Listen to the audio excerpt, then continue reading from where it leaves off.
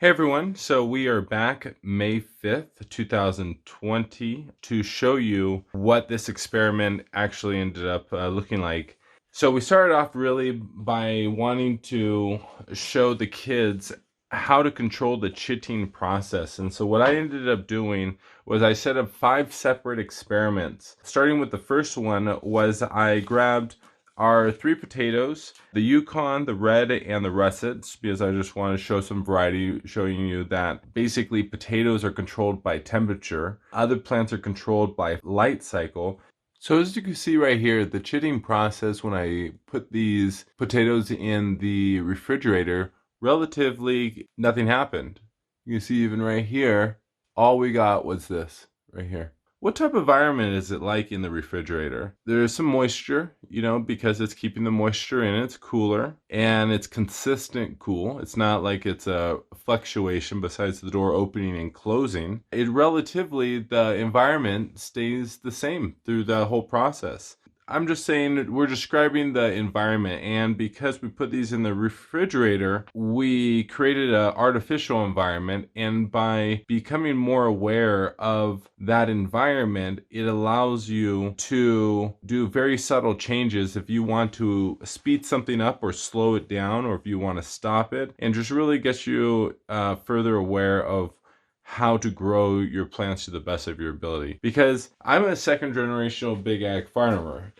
My mother and father started off in processing lettuce in Monterey, California, and I was basically always just in their trucks, always going to the coolers growing up, basically, and I just watching the whole process for 20 years of my life. It was a really nice opportunity to be able to witness my parents and industrial agriculture really taking off, because they were industrial agriculture from 65 to 85 roughly. So I mean, if you really think about those numbers of population boom, literally population jumping roughly from I think about 2 to 3 million all the way up to about 6. So it was pretty significant, and that was mainly due to the increase in ability to not just produce food, but harvest it, package it, store it and increase its shelf life, and then get it to the end consumer faster. And by doing all those steps,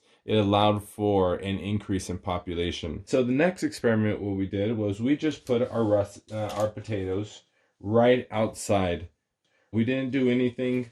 We just left them right outside. Nothing too fancy about it. And as you can see right here, these guys are, the flowers are, you see right here, these shoots, they're greener.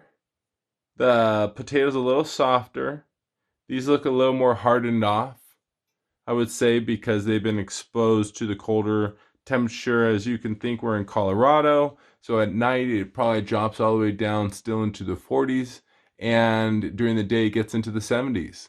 So there's huge radical temperature changes, and it's a much drier climate out here. We're about a mile high up in the sky, and our boiling point's much lower. So it would make sense that these potatoes were a little bit softer because of the humidity and literally just sucking the moisture out of these potatoes and it just being open to the open air. But as you could see, organically, the potatoes are going to start to go through this process as it heats up outside.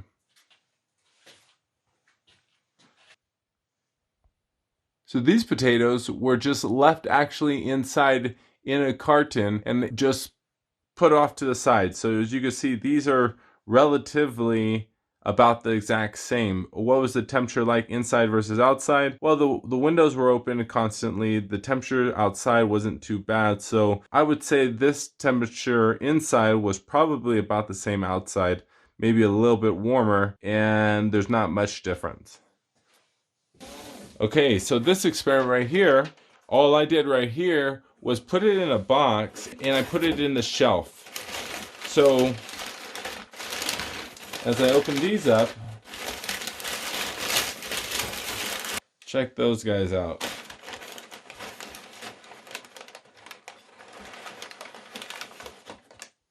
All right, check those guys out, right? So in this situation, all I did was put it in a box. I put paper around it because I wanted the paper to be an insulation, and it was in the dark. So that was a huge factor on this one. What's the difference between these other ones? The first one was in the extreme cold. It was in the refrigerator consistently. The other one was in hot and cold temperatures, and they were pretty dark green. So they're hardened off to the temperature and light, most likely. And these are white. And so these probably will turn green in the next couple days. So that's actually really interesting. And to just see that also exposing it to light might play a large part in this. Besides the light, it's also a consistent temperature because it's insulated. So those are some of those factors. Last factor also is the paper is also slightly probably pulling a little moisture out of these potatoes. So it doesn't look like it pretty much made a difference though. All right, last experiment.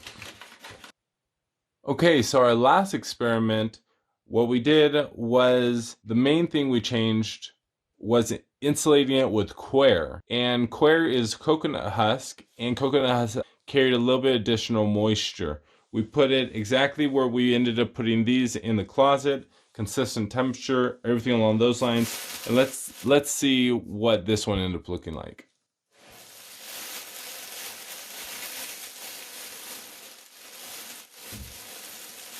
Wow. Look at that.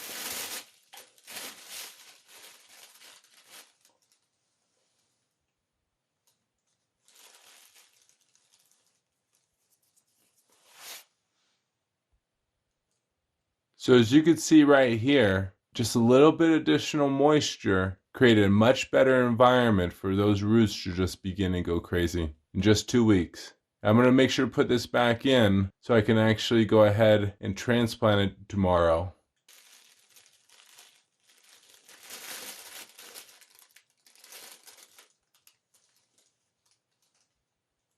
Wow, look at that right there.